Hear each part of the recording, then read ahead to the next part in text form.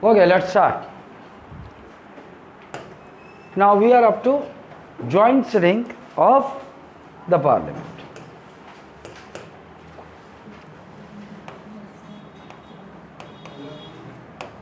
Joint sitting of the parliament. And Article 108. Now Constitution provides for joint sitting of the parliament means both the houses of parliament, Lok Sabha and Rajya Sabha will come together in under one roof, है ना? तो ये तो समझ गए, by the word itself it is very clear that both the houses will sit together, है ना? Joint sitting. And this provision is provided under the provision of Article 108 of Indian Constitution. क्यों ज़रूरत पड़ती है? Why is there a need for joint sitting? बहुत सारे questions आएंगे, है ना? What is the need of joint sitting? Who can summon joint sitting? Who will preside over the sittings of who will preside the joint sitting? कहाँ होगा? Under what circumstances a joint sitting will happen? है ना? ये सारी चीज़ें बहुत ध्यान से देखते जाओ और लिखते जाओ, ठीक है? Joint sitting. Now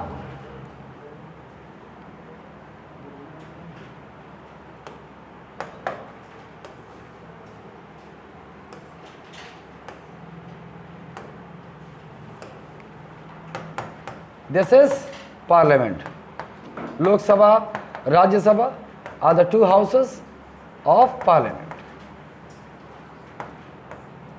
And these are all the three organs of parliament, president being the integral part of parliament. देखो, this joint sitting is called or summoned by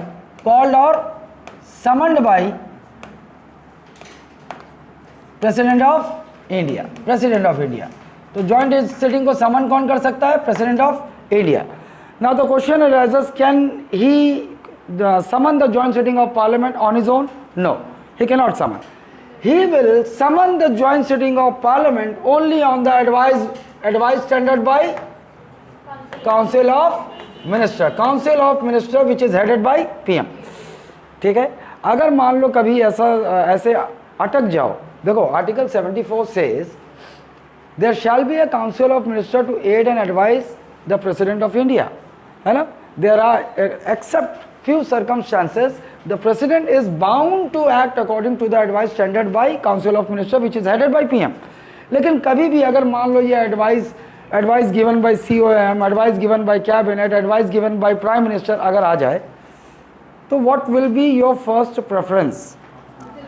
है ना? अगर ऐसा कंफ्यूजन है, असल में सब कर सकते हैं, एक ही मतलब है. काउंसिल ऑफ मिनिस्टर का हेड कौन? पीएम. कैबिनेट का हेड कौन? पीएम. और पीएम ऐसा है कि since he is the head of council of minister and cabinets also, then entire ministry it says yes, this shall be done, and if PM says no, I won't do this, then the decision is over, है ना? Final decision किसका होता है? PM का होता है. पूरी cabinet बोल रही नो, पीएम बोल दिया यस इट विल हैपन, तो होगा. लेकिन कभी भी मान लो ऐसे सिचुएशन में फंस जाओ कि advice standard by COM, advice standard by cabinet, advice standard by PM, ये तीनों दे दिया है और आपको एक ऑप्शन चुनना है, तो आप चुनोगे काउंसिल ऑफ मिनिस्टर. ऐसी किसी सिचुएशन में आप सीधे इंडियन कॉन्स्टिट्यूशन के आर्टिकल में चले जाइए और उस आर्टिकल में जिस शब्द का प्रयोग किया है, जिस वर्ड का प्रयोग किया है, वही आपका आंसर है. हालांकि गलत नहीं है, वैसे तीनों सही है, लेकिन अगर आपको कोई एक चूज करना है तो आप क्या चूज करोगे? Council of minister, because under article 74 it is written there that there shall be a council of minister to aid and advise the president of India, and the president of India is bound to act according to that advice. In this respect, there are two constitutional amendments.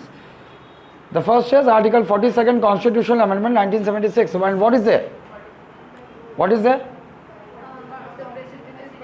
The president is bound to act according to the advice tendered by Council of Ministers. And what is there under article 44 of Indian constitution, sorry 44th constitutional amendment act 1978. हाँ, that advice of council of minister must be in return. ये चीजें तो ठीक है. ये joint sitting of parliament कौन समन करेगा? President, है ना. और किसके एडवाइस पर? काउंसिल ऑफ मिनिस्टर के. ओके, नाउ इन्होंने समन कर दिया और एक सवाल ये उठता है कि काउंसिल ऑफ मिनिस्टर ने ये एडवाइस दिया क्यों प्रेसिडेंट को ज्वाइंट सिटिंग के लिए, है ना. तो क्यों दिया? तो देखो, a joint sitting can be called upon only 2 bills. How many bills are there? 4. Ordinary bill, money bill, finance bill and constitutional amendment bill. Apart from these 4 bills, there is one another bill, appropriation bill, but that is connected to budget. So we are not going to discuss here. Now these are 4 kinds of, generally these are 4 kinds of bills. So एक question arise हो गया कि इनमें से कौन से bill पर joint sitting बुलाई जा सकती है. तो आपका जवाब होगा ordinary bill and finance bill. A joint sitting cannot be called upon money bill and constitutional amendment bill. ठीक है, ओके, ये क्लियर हो गया. तो ज्वाइंट सिटिंग कौन से बिल पे बुलाई जा सकती? Only ordinary and finance bill, any kind of finance bill. ठीक है, but not money bill. It should not be a money bill. Okay, now अब कब बुला सकते हैं? Now the question is when a joint sitting can be called. ये भी एक क्वेश्चन है. इफ, अब इसको ध्यान से देखो, if there occurs a deadlock, if there occurs a deadlock over any ordinary or finance bill, ordinary or finance bill between the 2 houses of parliament, between the 2 houses of parliament, houses of parliament, है ना. क्यों, कब हो सकता है? एक parliament का joint sitting कब हो सकता है? पहली बात, ज्वाइंट सिटिंग किस पर हो सकता है? Only over an ordinary bill और फाइनेंस बिल. अब कब हो सकता है? When there occurs a deadlock over any ordinance और finance bill between the 2 houses of parliament.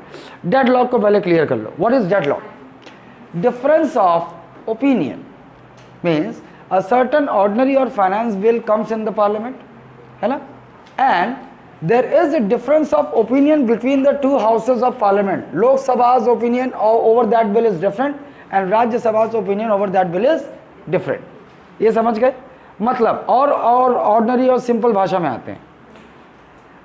अगर एक हाउस ने पास कर दिया, if one house passes that bill, it means that house is and another house rejects that bill. It means there is a difference of opinion. एक house accept कर रहा है, एक हाउस रिजेक्ट कर रहा है. इसी को क्या कह रहे हैं अपन? डिफरेंस ऑफ ओपिनियन, डेडलॉक कह रहे हैं इसको. ठीक है. नाउ इसके लिए कंडीशन है, pre condition. Now what is the pre condition?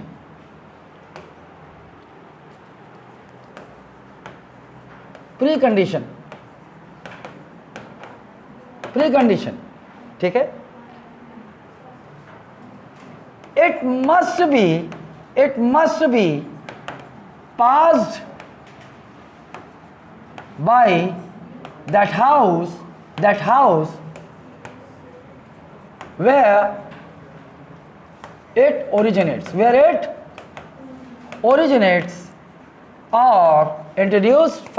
or introduced first. ये होना चाहिए. कैसे? देखो,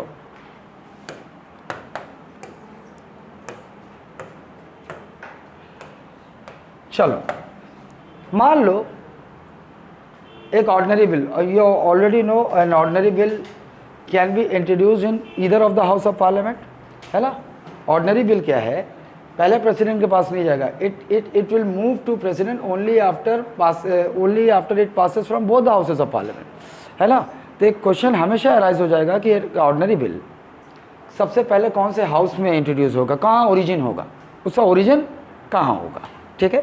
तो यहाँ पे आपके पास दोनों ऑप्शन है। An ordinary bill can be introduce first इधर इन लोकसभा और इन राज्यसभा। मान लो वो ओरिजिनेट कहाँ होता है, राज्यसभा में, है ना। तो पहली कंडीशन क्या है कि वेयर द बिल ओरिजिनेट्स और introduce it must be passed by that house, पहले हाउस में पास होना चाहिए, है ना। मान लो पहले हाउस में जहाँ इसका ओरिजिन हुआ है या जहाँ इंट्रोड्यूस हुआ है वहीं पर ये पास नहीं हो पाया।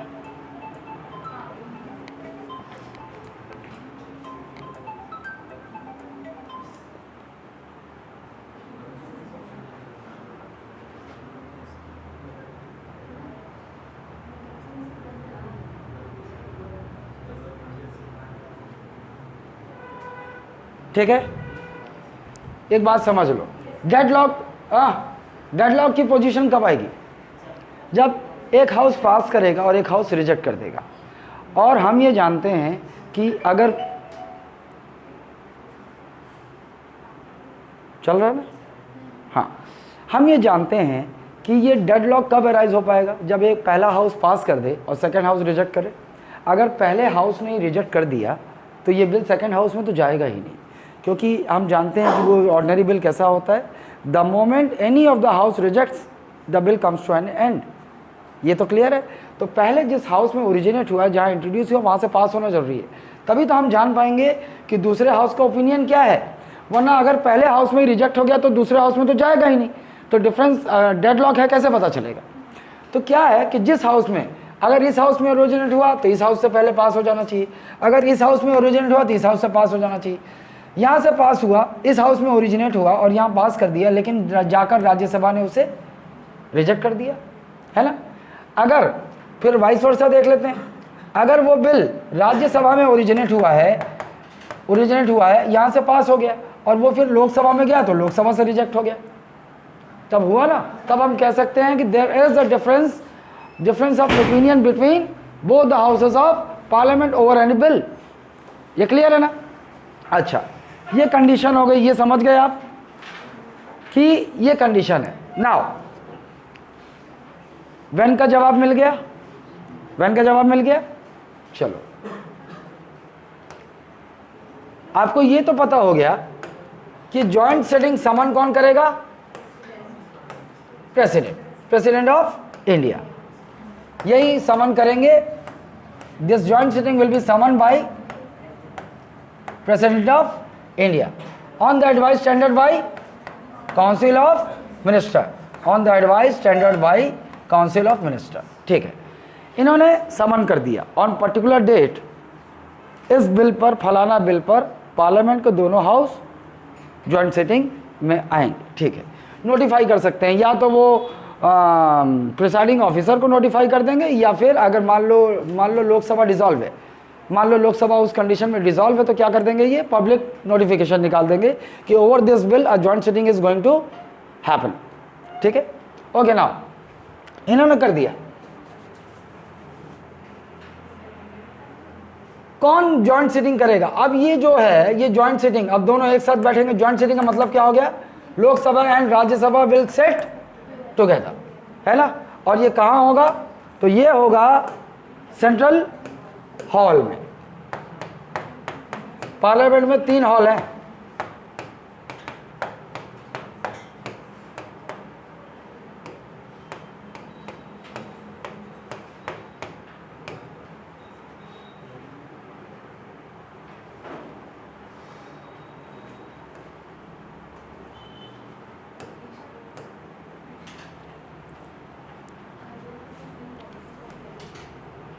इसमें दिखेगा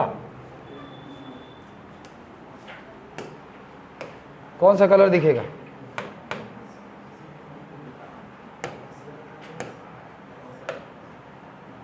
दिख रहा है।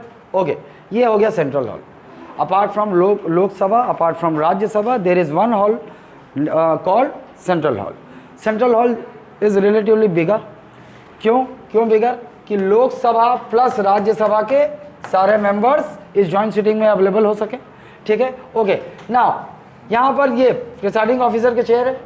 Who will preside the joint sitting, इसका जवाब देख लो, स्पीकर ऑफ लोकसभा। दिख रहा है ये कलर, दिख रहा है कि नहीं दिख रहा है? Who will preside? Speaker of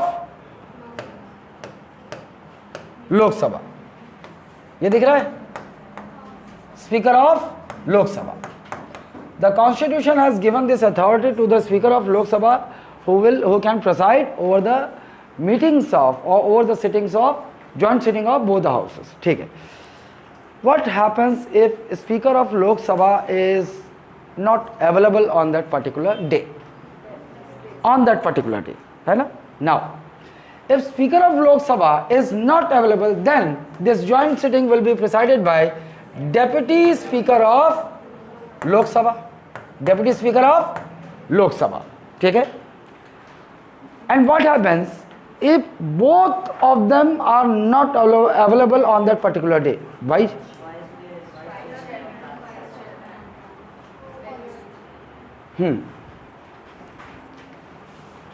समझ गया मुझे क्या करना होगा.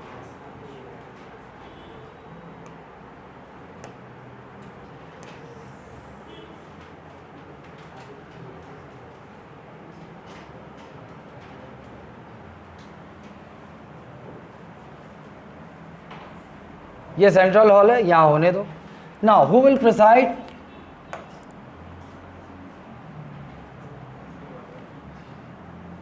Who will preside the joint sitting of Parliament? First, the Speaker of Lok Sabha. The Speaker of Lok Sabha. And if he is not available, then Deputy Speaker of Lok Sabha. Deputy Speaker of Lok Sabha. Hello, this is the case when they are in their office. Hello, they are in their office. The office of the Speaker of Lok Sabha is not vacant. They are. It is possible that both of them are ill on that particular day. The Speaker of Lok Sabha is having loose motions and he cannot preside over the meetings. So in this case, Deputy Speaker of Lok Sabha will preside the meetings. Take. And what happens if both of them are not available? They are unavailable. Unavailable. Then Vice Chairman of Lok Sabha. Vice Chairman of Vice Chairman of Rajya Sabha. Now the question arises, above Vice Chairman of Rajya Sabha, there is Chairman of Rajya Sabha. And who is the Chairman of Rajya Sabha? The Vice President of India is the ex officio Chairman of Rajya Sabha. So why is this so? The Rajya Sabha Chairman cannot preside over a joint sitting of the Parliament. The reason is very simple, because Rajya Sabha Chairman is not a member of either of the House of Parliament. Either of the House of Parliament, है ना? और बाकी सारे presiding officers जानते हैं, they are the member of their own house, है ना? ये तो है. लेकिन राज्यसभा चेयरमैन के लिए ऐसा इसलिए है कि the Vice President of India is the ex officio Chairman of Rajya Sabha, and there is one condition for Vice President of India. He cannot be a member of either of the House of Parliament. जो vice president होगा देश का, वो parliament के किसी भी house का member हो नहीं सकता. उसके पोस्ट की एक कंडीशन है. अगर वो है, अगर मान लो इफ ही इज इलेक्टेड और वो उस समय किसी भी हाउस का मेंबर है, तो he has to resign from that membership of that house before he enters the office of vice president. वो पोस्ट उसकी वेकेंट हो जाएगी. तो जब प्रेसिडेंट अपने पोस्ट पर पहुंच चुके हैं, तो वो पार्लियामेंट के किसी हाउस के मेंबर नहीं हो सकते, है ना? अब जब वो किसी हाउस के मेंबर नहीं है, तो वही तो एक्स ऑफिशियो चेयरमैन होते हैं राज्यसभा का, ऑटोमेटिकली राज्यसभा का चेयरमैन हो जाते हैं. तो वो किसी हाउस का मेंबर नहीं है. इसलिए vice president of India, that is the chairman of Rajya Sabha, can not preside over the meetings joint sitting of parliament. ये क्लियर है ना? इन एब्सेंस में ये हो गया वाइस चेयरमैन. अब मान लो ये तीनों एब्सेंट अनअवेलेबल है उस दिन, ये तीनों अनअवेलेबल है उस दिन, तो क्या होगा?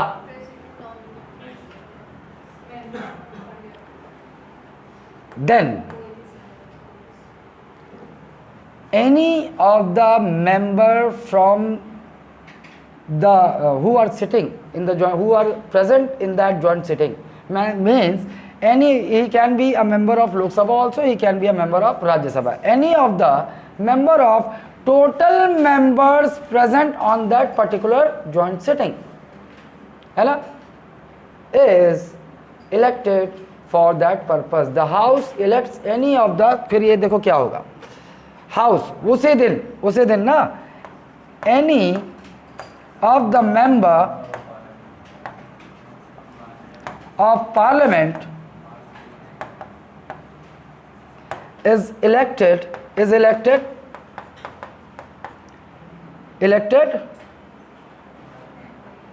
from the total members present in the joint sitting,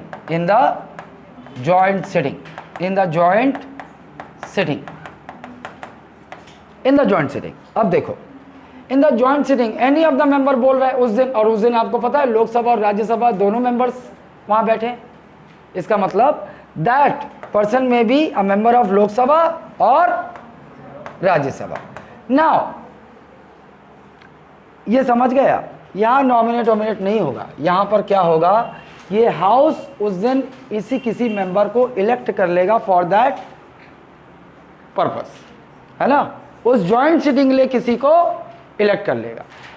कब तक वो उस जॉइंट सिटिंग को प्रोसाइड करेगा, टिल समबडी इज अवेलेबल, है ना, उनमें से कोई भी अवेलेबल हो गया तो वो वापस आके बैठ जाएगा. And now the speaker of Lok Sabha और डिप्टी स्पीकर ऑफ लोकसभा और vice chairman of Rajya Sabha, if they are available they will continue presiding that joint sitting. ये इसको क्लियर कर लो, एक पहली कंडीशन. ना वही तो बोल रहा हूँ, कब तक ये आ गए तो अब जिस दिन अवेलेबल हो गए वो आ जाएंगे, टेक ओवर कर लेंगे, यही है, ठीक है. अब ये कंडीशन है, लेकिन ये तो अनअवेलेबिलिटी की कंडीशन है ना. Now what happens if there is a vacancy in the post of Lok Sabha speaker और डिप्टी स्पीकर ऑफ लोकसभा. देखो अब ये दूसरी कंडीशन पे जा रहे हैं. Now if there is vacancy, if what happens in case of vacancy in the post, okay, now इसको देख लो. सबसे पहला, if the speaker of Lok Sabha, if the office of speaker of Lok Sabha is vacant, ये क्या है, vacant है, ये vacant है.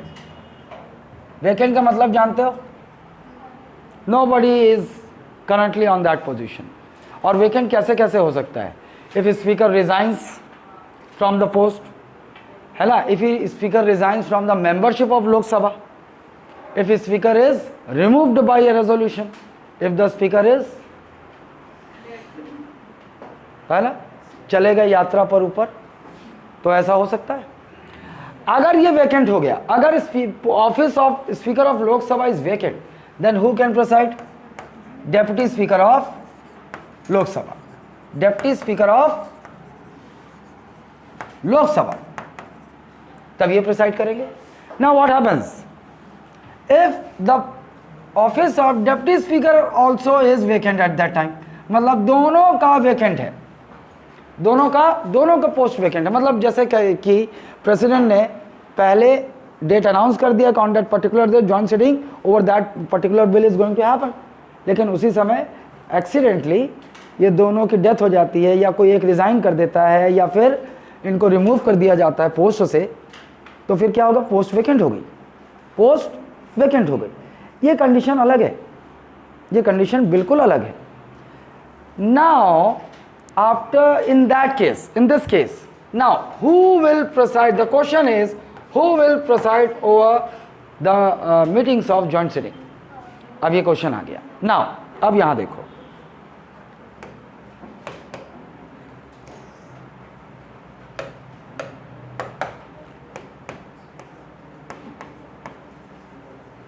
President of India again comes into picture, है ना, president of India again comes into picture. अब president क्या करेंगे,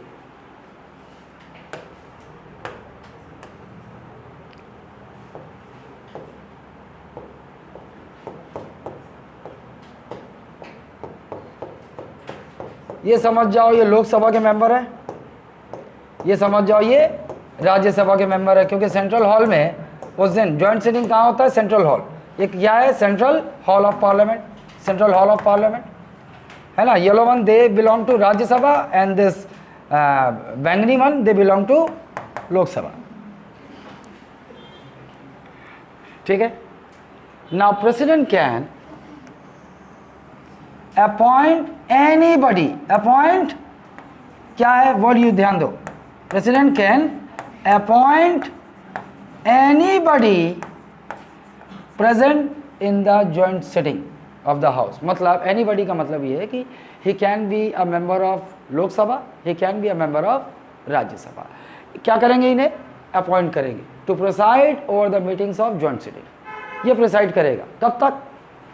जब तक कोई अपने पोस्ट पर नहीं आ जाता, मतलब जब तक किसी का इलेक्शन नहीं हो जाता है ना। इलेक्शन हो गया, मान लो नए लोकसभा स्पीकर का इलेक्शन हो गया, जॉइंट सिटिंग कंटिन्यू चल ही रहा है, 1 वीक से चल ही रहा है, तो फिर क्या होगा? जैसे ही वो इलेक्ट होगा ही विल टेक ओवर, वो आ जाएगा, वो जॉइंट सिटिंग को प्रिसाइड करेगा। ये क्लियर है? ये शब्द को याद रखना, ये अपॉइंट, इस शब्द को याद रखना, अपॉइंट, ठीक है। ये सारी कंडीशन हो गई। अब मेरे को बताओ, और यही है ना, इसको ध्यान देना, यही है। अब मेरे को बताओ कोई डाउट है यहां पर? यहां तक क्लियर है? In the absence of Lok Sabha speaker who will preside? Deputy speaker of Lok Sabha. And if both of them are absent then vice chairman of Rajya Sabha. And if all the 3 of them are absent, then that house on that particular day will elect anybody for this purpose, ठीक है। Now in case of vacancy, if the office or post of speaker of Lok Sabha is vacant, then who will preside? Deputy speaker of Lok Sabha. If the post of both of them is vacant, then who will preside? Then the one who all the members total the total members of both Lok Sabha and Rajya Sabha, they are present. Any member can be appointed by President of India to, और इस समय ये जो member appoint होगा ना, इस समय इसको भी स्पीकर प्रोटेम कहा जाता है। इस समय इसको भी स्पीकर प्रोटेम कहा जाता है। देखो ये जो अपॉइंट हुआ ना, तो ये जो एनीबडी है इस समय क्या कहलाएगा? ये स्पीकर प्रोटेम। और स्पीकर प्रोटेम अपन क्या जानते हैं, क्या मतलब होता है इसका? टेम्पररी स्पीकर है ना, टेम्पररी स्पीकर। एक बात का ध्यान रखना, वैकेंसी के स्थिति में वाइस चेयरमैन नहीं आएगा। अगर वैकेंट है ना दोनों पोस्ट, तो वाइस चेयरमैन प्रिसाइड नहीं करेगा। Rajya Sabha chairman he can not preside in any case, why? Because he is not a member of either of the house of parliament. यही रीजन है उसका, ठीक है। एजर्शन रीजनिंग में ये क्वेश्चन आ सकता है, ध्यान रखना, ठीक है। और यहाँ पर चूंकि ये अपॉइंट हो रहा है, आपको पता है ना स्पीकर प्रोटेम या स्पीकर ये सब क्या होते हैं? वो स्पीकर प्रोटेम जो टेम्पररी स्पीकर अपॉइंट होता था प्रेसिडेंट द्वारा, तो यहाँ भी चूंकि ये जॉइंट सिटिंग, ये लोकसभा का भी मेंबर हो सकता है, राज्यसभा का भी मेंबर हो सकता है, तो ये क्या होगा? प्रेसिडेंट अपॉइंट करेंगे इसे, और ये क्या कहलाएगा? ये भी स्पीकर प्रोटेम कहलाता है। ये बात हो गई। नाउ और चीज़, और थोड़ी सी बारीकियाँ वो मैं बता देता हूँ, बहुत ही इत्मीनान से। आज वीडियो रहेगा तुम्हारे पास, सारा लैंग्वेज रहेगा, लिख सकते हो, ठीक है। चलो अब एक कुछ कंडीशन है कि new amendments can not be done over that bill in a joint sitting. देखो मतलब क्या कह रहा है कि वो बिल, देखो कैसे, मान लो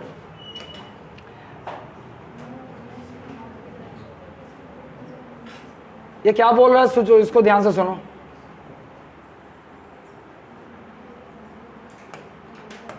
लोकसभा, राज्यसभा, ठीक है।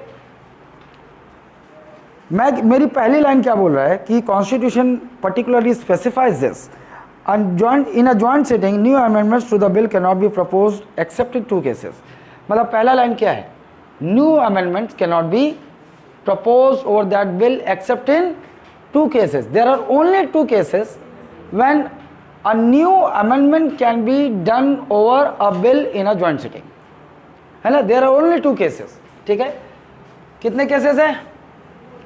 For amendments. चलो ये टॉपिक क्या है? For amendment. and constitution specifies there are only two cases when new amendments can be done over that bill. New amendment can be done over the bill on which a joint sitting is called upon. ठीक है. First condition. Now the first condition, है ना.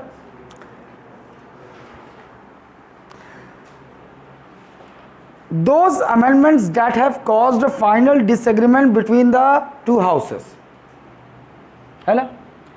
केवल मतलब क्या amend हो सकता है? those amendments that have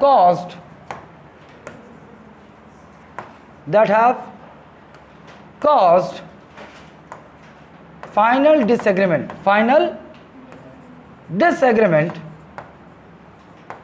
between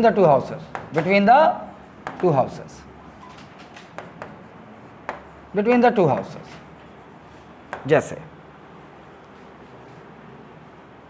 Okay, now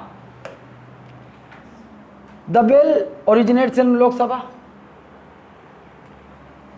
and they have मतलब Lok Sabha has passed that bill without any amendments. Original bill is passed by Lok Sabha, or Lok Sabha has done amendments over that bill and then Lok Sabha has passed. In any of the condition, इन्होंने पास कर दिया ना. Originally जो original bill था उसको ऐसे ही पास कर दिया, या फिर उन्होंने क्या किया, इस पे अमेंडमेंट कर फिर उसे पास किया. ये गया कि राज्यसभा पे, और राज्यसभा कह रहा है no we don't agree with that amendment you have done and passed it. We agree with the original bill, but the amendment which Lok Sabha has done, we disagree, है ना. तो वो अमेंडमेंट पे डिसएग्री हो गया. तो ऐसा जो अमेंडमेंट है that can be amended in a joint sitting. पहला केस समझ गए, है ना.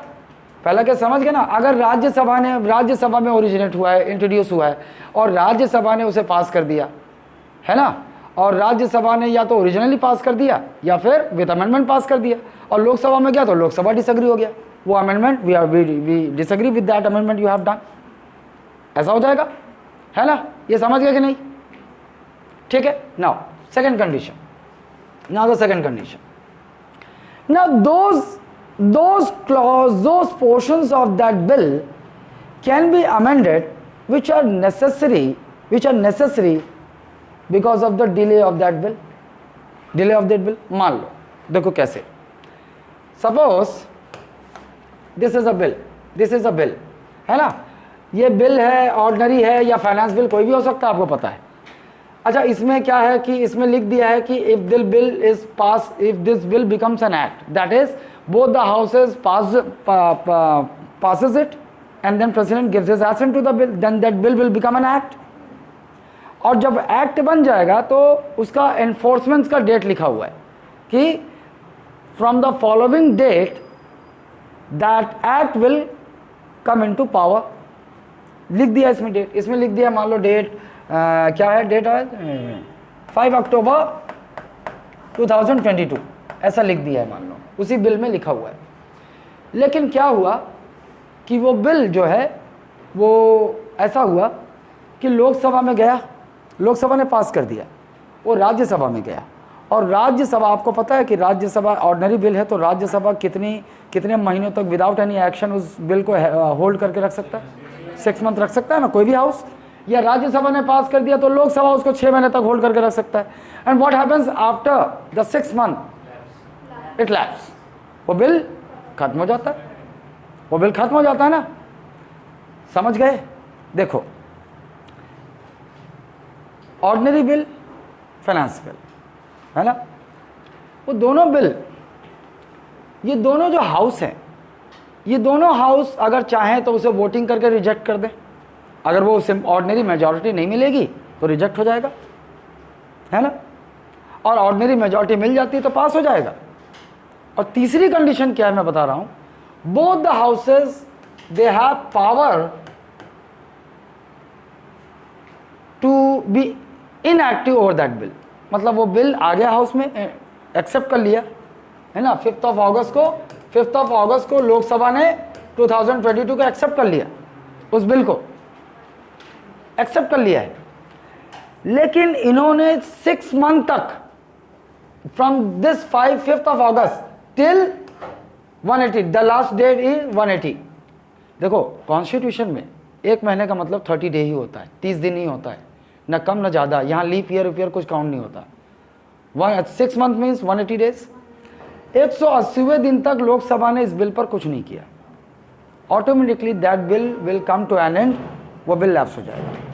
ठीक है, मान लो लोकसभा ने इसे पास कर दिया था ना, within 2 or 3 months Lok Sabha pass date, Rajya Sabha में गया, राज्यसभा में 5th of August को आ गया, और राज्यसभा ने क्या किया, 6 महीने तक कुछ नहीं किया उसको, और 6 मंथ के बाद क्या होगा, that bill will come to an end. तो ये भी तो वही हुआ ना कि both the houses they have disagreement over any bill. एक हाउस ने पास कर दिया, दूसरे, because if after the expiry of 6 months from the date of inception, from the date of inception or introduction in that particular house, after the expiry of 6 months, that bill is deemed to have been not passed by that house. In other words, is deemed to have been rejected by that house. यही मतलब हुआ है ना। तो हुआ ये कि 6 महीने ऐसे ही बिता दिया, और इसमें लिखा था कि अगर वो बिल एक्ट बनता है तो 5th of October 2002 से एनफोर्स हो जाएगा, इंप्लीमेंट हो जाएगा। अब भाई उस समय तो निकल चुका है, क्योंकि जॉइंट सीटिंग पता चला 5 दिसंबर को हो रही है।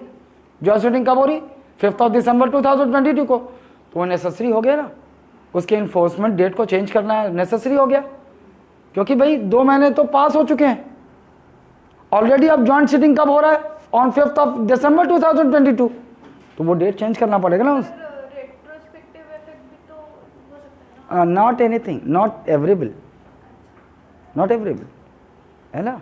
जैसे वो केवल देयर और टैक्स लॉज और ये सब होते हैं ना, ये सब रेट्रोस्पेक्टिव इफेक्ट से इम्प्लीमेंट हो सकते हैं, लेकिन क्रिमिनल लॉज और ये सब और अदर लॉज ये रेट्रोस्पेक्टिव इफेक्ट से लागू नहीं होते, है ना। रेट्रोस्पेक्टिव, हाँ, मतलब anybody can be sentence to death penalty only if on that particular day when he has committed a crime is punishable to a death sentence on that particular day. वो जो लॉ है ना, उस दिन तक, जिस दिन उसने क्राइम किया, जिस समय क्राइम किया है, उस दिन जो लॉ है एट प्रेजेंट, उसी के हिसाब से उसको सज़ा मिलेगी। लेकिन आज इसने मर्डर किया है, और आज मर्डर का जो डेथ सेंटेंस नहीं है, मान लो लॉ के हिसाब से आज, है ना, और अगले दिन पार्लियामेंट एक लॉ पास कर देता है अगले ही दिन कि अब भाई जो भी मर्डर करेगा उसको फांसी की सज़ा देंगे, ये बच जाएगा।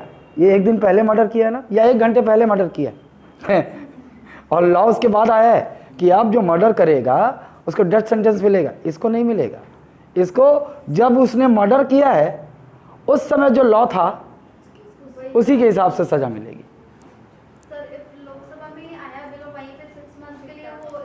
खत्म हो गया भाई। अगर यहाँ पास ही नहीं हो पाया तो कैसे हम वो तो आगे जा ही नहीं सकता, क्योंकि an ordinary bill at the stage when it is rejected by any of the house, it cannot move to another house, it cannot move to another house। तो डिसएग्रीमेंट की बात कहाँ से आई, पहले हाउस ने रिजेक्ट कर दिया, दूसरे हाउस का ओपिनियन हम जानते हैं क्या।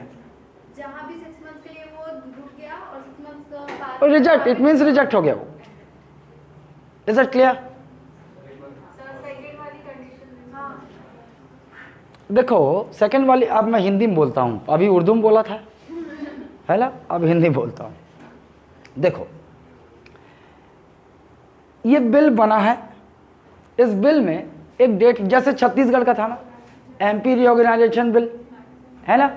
एमपी रीऑर्गेनाइजेशन बिल में लिख दिया था कि अगर ये एक्ट बनता है, एमपी रीऑर्गेनाइजेशन एक्ट बनता है, तो जो छत्तीसगढ़ है वो कौन सी डेट से एग्जिस्टेंस में आएगा, 1 नवंबर 2022।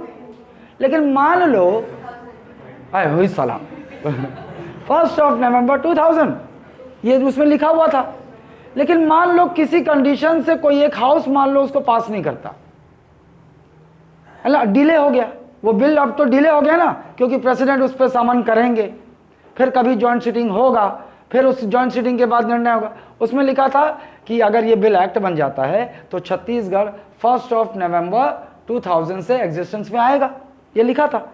लेकिन पता चला कि जॉइंट सिटिंग ही हो रही है 1 दिसंबर 2000 को। वो डेट तो निकल गया ना, जो उसमें लिखा हुआ था उस बिल में, वो डेट निकल गया ना।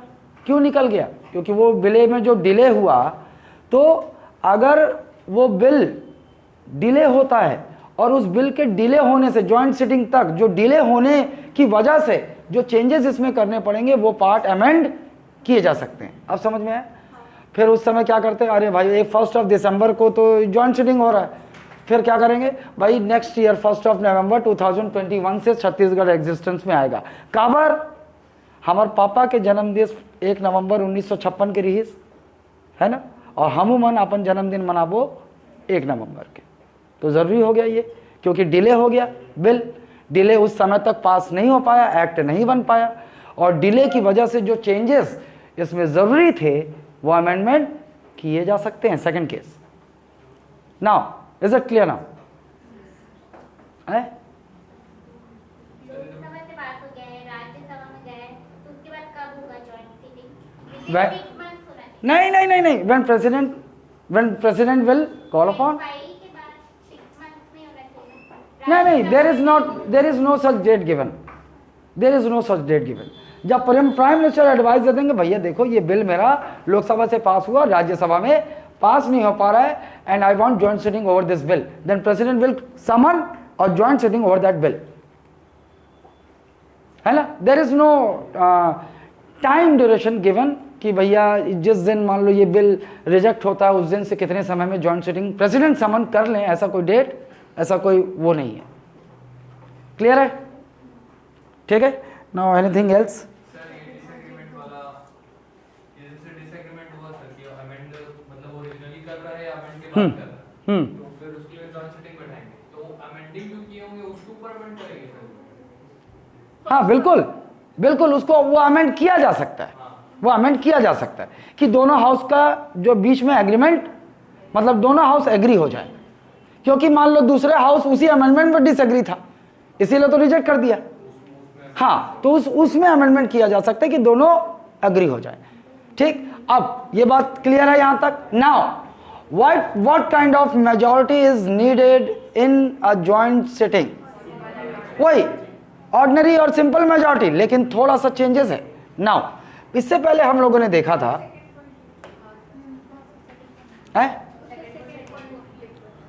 अच्छा रुक जाओ, पहले मैं चाय पी लूं यार, वो चाय मेरा निकल जाएगा।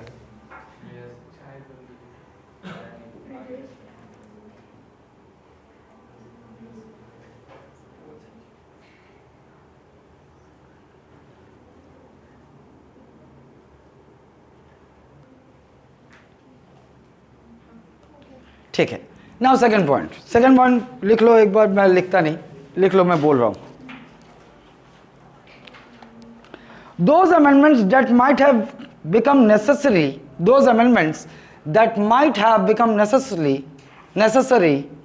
necessary due to the delay in the passage of the bill, है ना? Means only those parts of that bill can be amended which have become necessary because that bill has been delayed, और उसमें कुछ dates ऐसे हो सकते हैं जो वो डेट्स निकल चुकी हैं, तो वो हिस्से अमेंड किए जा सकते हैं इन अ जॉइंट सिटिंग, है ना? क्या passage of the bill which might have become necessary due to delay in the passage of the bill, second condition, in the passage of the bill. clear है? now अब तक कितने, तो हाँ मैं किस पे आ गया था, what kind of majority is needed in a joint sitting, चलो यहाँ आ जाओ। अब ये जॉइंट सिटिंग हो रहा है भाई, यहाँ भी क्या होगा, आफ्टर डिबेट, जैसे हाउस में होता है ना, लोकसभा में सब डिबेट होगा, अमेंडमेंट्स मूव ऑन करेंगे, अमेंडमेंट्स किए जाएंगे उस बिल पर, और उसके बाद ये the presiding officer will put that bill for voting. लेकिन एक डिफरेंस है यहाँ पर, यहाँ पे दोनों हाउस के मेंबर हैं, तो यहाँ पर हम क्या बोलेंगे, what kind of majority is needed for a bill to be passed in a joint sitting. देखो, अ bill can be passed bye simple और ऑर्डिनरी मेजॉरिटी, सिंपल और ऑर्डिनरी मेजॉरिटी ओनली। लेकिन हम इसको बोलेंगे कैसा, हम इसको कैसे बोलेंगे, majority, majority of more than 50%, more than 50% of the total members of both Lok Sabha plus Rajya Sabha present and voting, present and voting। मतलब लोकसभा के मान लो 400 मेंबर्स उस दिन प्रेजेंट थे, है ना। मान लो कितने लोकसभा के कितने मेंबर्स प्रेजेंट थे, 400, और राज्यसभा के मान लो 200, तो टोटल मेंबर्स उस दिन कितने प्रेजेंट थे, 600, है ना। लेकिन 600 में 50 members they abstain from voting, उन्होंने ना तो फेवर में वोट किया ना तो अगेंस्ट वोट किया। How many of them voted, 550 members of the total members of both Lok Sabha and Rajya Sabha present in that house, 550। तो 550 के 50% से ज़्यादा होना चाहिए, इसमें ये मेजॉरिटी अचीव होगी तो that bill will be passed by that house, central hall, ठीक है। Now how many joint sitting till has been called upon, 3, only 3 joint sittings till now, only 3 joint sittings happen, 3 joint sittings till now, only 3 joint sittings। The first one being Dowry Prohibition Bill 1960, the first joint sitting over a bill, Dowry Prohibition Bill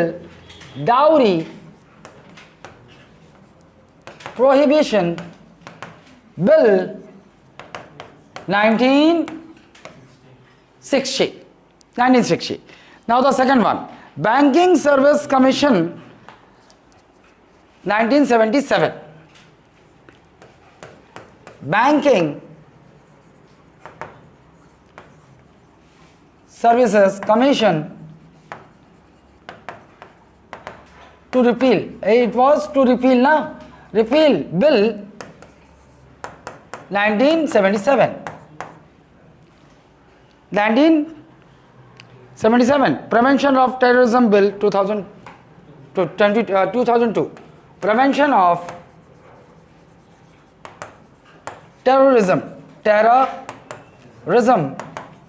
Bill 2002.